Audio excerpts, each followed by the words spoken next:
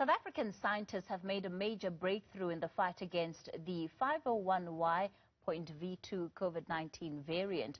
Science and Technology Minister Dr. Blade Nzimande revealed that those infected with the new variant have protection from the previous and current coronavirus variants. He was speaking at a briefing on the outcomes of research conducted into the strain that was first identified by South African medical experts in November.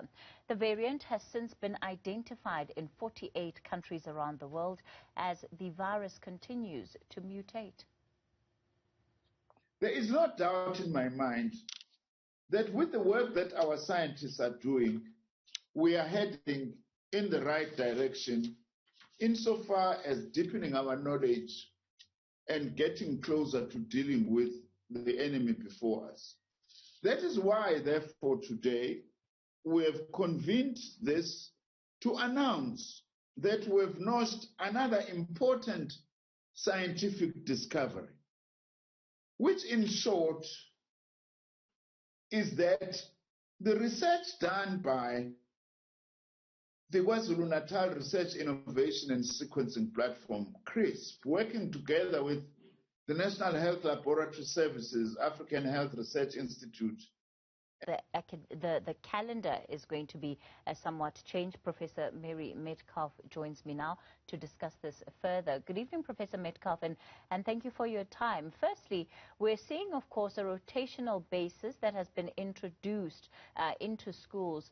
How much of a difference does this make to the actual learning time that youngsters would have had in a class?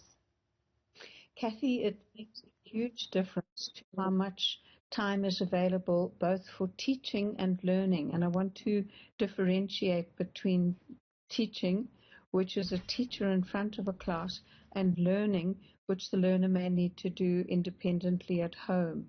Now, in order to create the physical space for physical distancing that's required to comply with COVID protocols under lockdown level 1, there has to be a 1 to 1.5 meter distance between learners, which means that classrooms can't be at full capacity. This means that most schools in the country are alternating attendance either on a weekly basis or on a daily basis for all grades other than grade 12.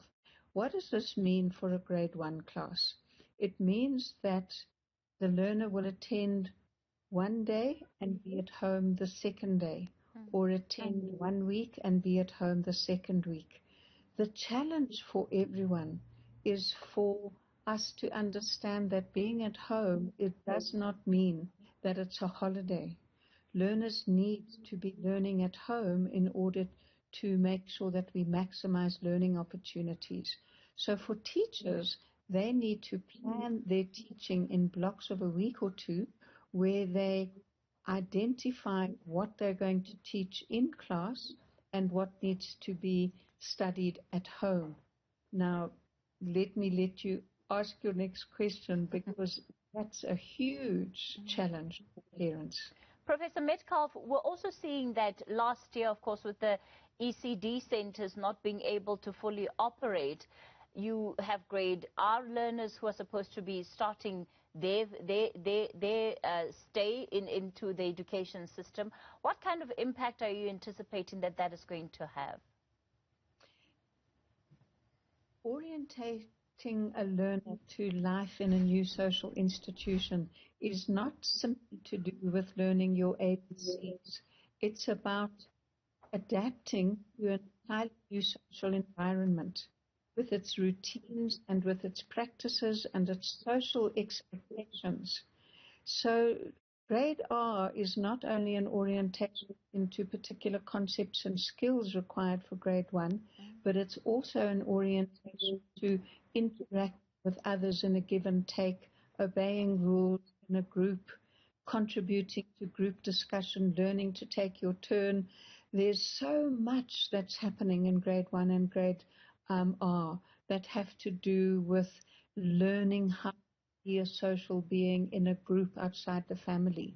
So grade R learners from 2020 may be coming into grade 1 with less experience and opportunity for learning those expectations of social behavior.